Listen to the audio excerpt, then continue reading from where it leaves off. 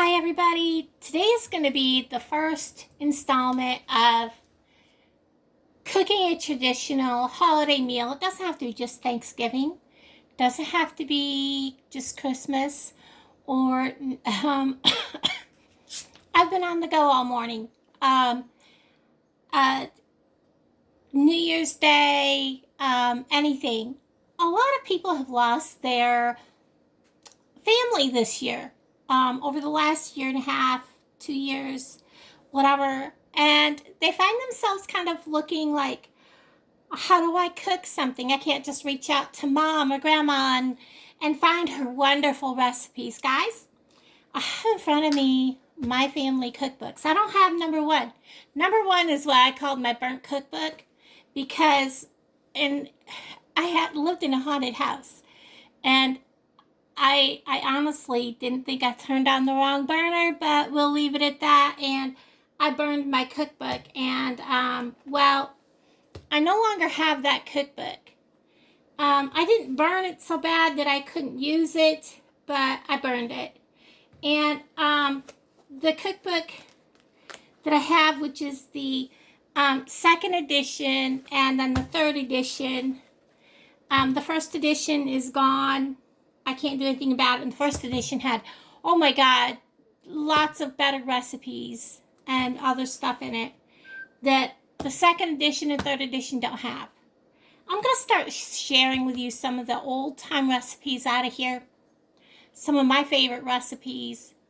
And I have before, like Mrs. Jackson's sugar cookies.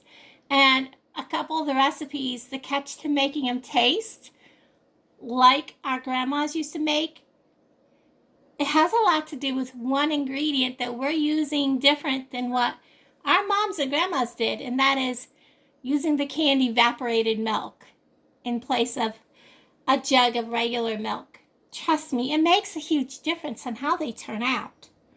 But we're here to discuss how to make an easy, stress-free, just traditional Thanksgiving dinner, guys. I'm not talking about all the elaborate meal. Guys, if you have family coming to dinner, have them make the extra things. All you need to worry about is the traditional things. Today's video is all about what to have ready, how to prepare to make it stress-free, and I gotta keep taking a drink because my throat is parched. The first thing you want to do is sit down and decide, what are you going to have? Well, obviously, whether you have turkey or ham, whichever it is you're having for Thanksgiving, or maybe you're going to have something non-traditional, depending on your own taste. Well, I'm just going to make a turkey. I'm spelling it wrong. So I have the turkey. We're obviously going to make homemade mashed potatoes. Now, guys, I am not going to go with a recipe on some of these things. There just is really no recipe on how to make them. It is you cook how many you feel you need.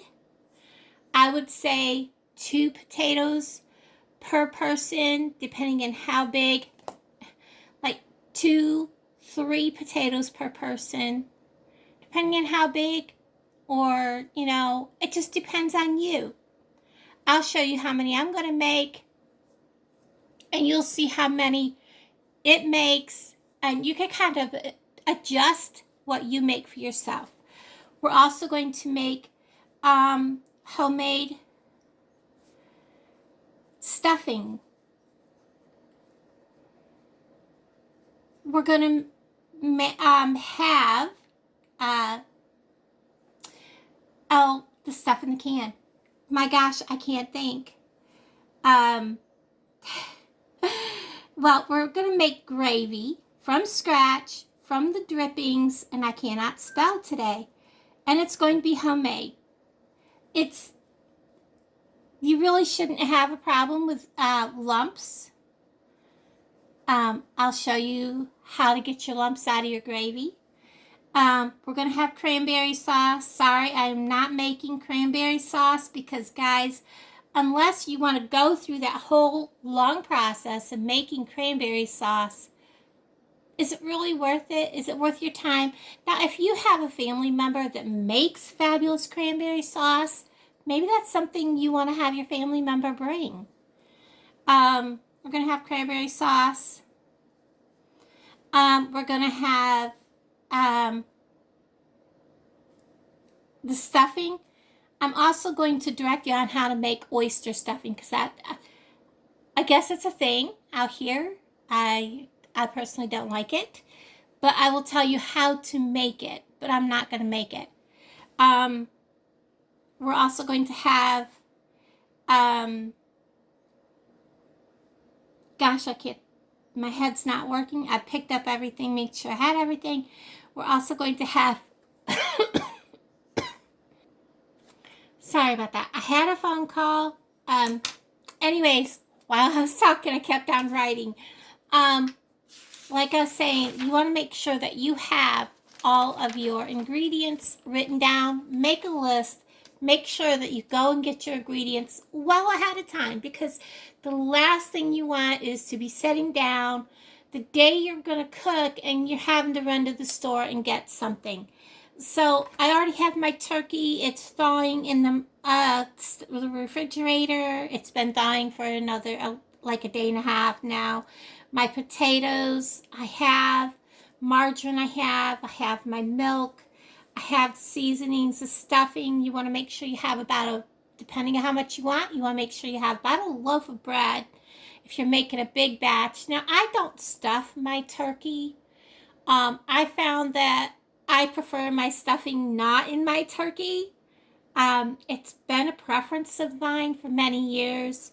Onions, sage or poultry seasoning, celery if you want celery in it. I don't put giblets in mine. Some people do put their giblets in. If you're making oyster stuffing, I will walk you through how that's done, but I won't be doing it. I have made it for people. It's turned out wonderful, they tell me. I just don't like oyster stuffing. So for myself, for the video, I won't physically make it, but I will tell you how it's done. Of course, margarine.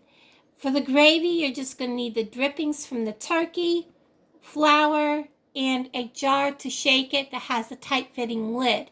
You use something plastic, that lid's going to pop off, and you're going to have a mess all over the place.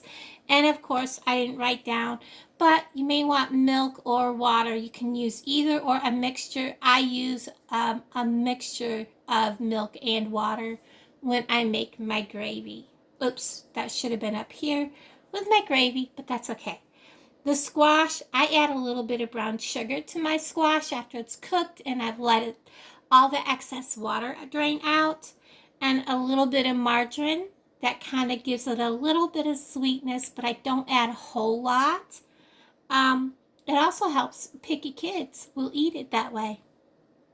I don't add a lot, so you're not adding a huge amount of sugar to your food.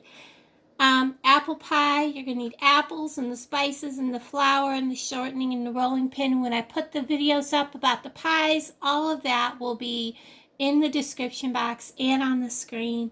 I've made the apple pie before, and I believe I've made the pumpkin pie before because the apple pie is a recipe using my mom's flaky pie crust. I love her pie crust. It is just amazing. I love it. And I made the pumpkin pie or the apple pie. So we'll be doing that. I'm actually probably going to make half with a crust one way and half of a crumble crust. You can do that. I'm also going to make Harvard beets. I have my mom's Harvard beet recipe. Now, there's some people that make it one way, some people that make another. She uses vinegar and cornstarch. Some people water down their vinegar. My mother never did. I prefer my mother's vinegar or Harvard beets. They are amazing. Now, I'm not making a full 2 cans. We're going to half this. We're going to make a small batch of Harvard beets. Also, I am going to make just a small batch of deviled eggs. And I'm going to tell you how I make my deviled eggs. I do it a little different. There's some people add vinegar to their deviled eggs. Some people add this, they add that. I do something a little different. So I hope you guys hang out with me and watch that. There's some things that you may want to have on hand. Of course, a good rolling pin. This actually came from the Walmart. I think I only paid like $4, $4 or $5 for this. They're really inexpensive. I believe Dollar Tree has some. So check that out. You also want to have plenty of mixing bowls. How I cook my turkey. I don't use my oven. I have a big Oster, one of them roasters. Best way ever. If you do use a turkey bag and you're putting in a pan, that make sure your bag does not overlap. My daughter's very first turkey, believe it or not, the bag fell down over the edge of the pan she was cooking it in, caught her stove on fire. Flames up above the stove, kid you not. We cleaned it up. We took the bag off, continued to cook the turkey. She said it was the best tasting turkey she ever had. I actually had some. It was pretty good. There was really nothing. It was just the grease ran out of the bag, fell into the stove, caught the stove on fire. Turkey was fine. It was just the grease burning. Funny story, but you know, how many people have burned their first turkey? Let's see. Also, some things you might want to have is crock pot. A lot of this stuff can go right in the crock pot and be cooked. You can, after you cut up your squash, throw it in the crock pot, let it cook. That frees up your stove.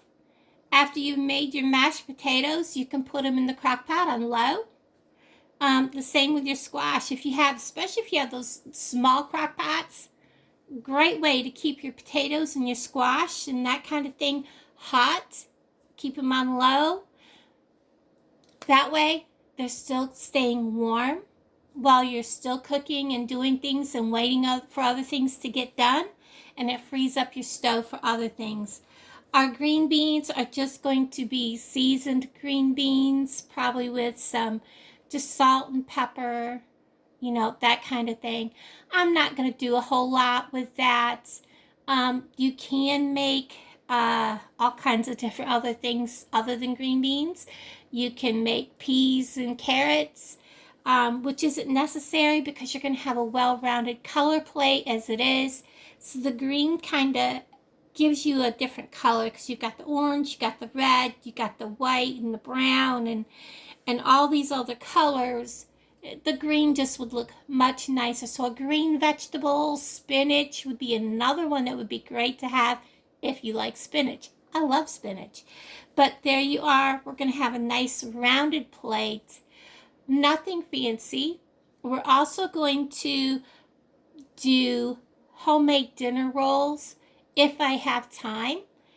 We're going to see. If I don't have time for homemade dinner rolls, I did have dinner rolls that I got from the food pantry that I'm going to pop in the oven and serve. They're brown and serve. I'll take them out of the freezer, let them thaw, and I'll throw them in. If I don't have time to cook them for the meal, I will put them up in a later video. There is a soft, fluffy dinner roll that my mother and grandmother and aunts all used to make. It's almost as good as a Hawaiian roll. So I may make that, but it may not be with this meal. We'll see. We'll see how well I go over the next 2 days because tomorrow is the day I cook the turkey. Today I'm going to try to get the pies done. I'm running low on time and things are moving along a lot faster than I thought they would today. It's been like one of those days where everything's going fast. Spices you want to have on hand. You want to make sure that you have vanilla because you're going to use that for everything. And what you can also do is measure out the spices that you need for everything into Ziploc bags. Like all the spices you need for a pumpkin pie in one bag, all the spices you need for your apple pie or whatever in another bag. Label them so that you have them all done. You just have to add them in as you're going. Depending on what you're cooking, whether you want to use ground sage, poultry seasoning. I am going to use poultry seasoning to season my turkey also. But either one of these will work in the dressing. Depending on what else you're going to cook, you may want some garlic powder, depending. For your pies, ground nutmeg, ground ginger. I have 2 nutmegs out. That's also something else you could use is thyme. Cinnamon. I have a really big bottle of cloves because I got it for $1. You know, why not? Those are all things. And if you don't have, you can always use pumpkin pie spice or ground allspice. Now, if you want to use these, the best way to know for sure how much to use is how much nutmeg do you need. Use that much of whichever one of these that you're converting it to. How much cinnamon did you need? Take that much of whichever one of these you're using it for, pumpkin pie or apple pie. How much, what is the other one? Cloves did you need, or ginger, whatever. That's how much I always decided which one of these to use. That way, my tastes are more closer to accurate. So there's a clue as to what to do. So say it says I need a 1/2 teaspoon of nutmeg and a 1/2 teaspoon of cinnamon and a 1/4 teaspoon of cloves. I would use a 1 1/2 or 1 1/4 of one of these. Whichever pie I was putting it like, it would be probably the apple pie. But you know what I'm saying? So you want to make sure you have all that. The garlic, the Mrs. Dash, salt and pepper I didn't bring out. But those are all things I would use in my turkey. You'll see that coming up. I'll show you how to make a turkey seasoning. I don't just rub it on the turkey. I put it inside, underneath the skin, in margarine. Other things you may need to have, depending on what you're baking. Baking soda, baking powder. Make sure you know which is which and which one your recipe is calling for, so you don't get them mistaken. Also, Harvard beets, you need cornstarch. There's a cookie I make. It's a cookie that my great grandmother and great aunt used to make. That is that they always served for the church ladies. They were Catholic, and it was a 3-ingredient cookie. I loved it. I actually found their cookie recipe, and it actually takes like a huge amount of cornstarch to make that cookie. So I always have a big can of cornstarch. So cornstarch for the Harvard beets. Anything else you could think of, have it all out and handy before you start. So guys, make sure you have bowls, clean workspaces, have your sink empty, ready to roll, all kinds of things ready, your oven clean and ready, pie pans ready, because once you start, you don't want to have to stop for anything.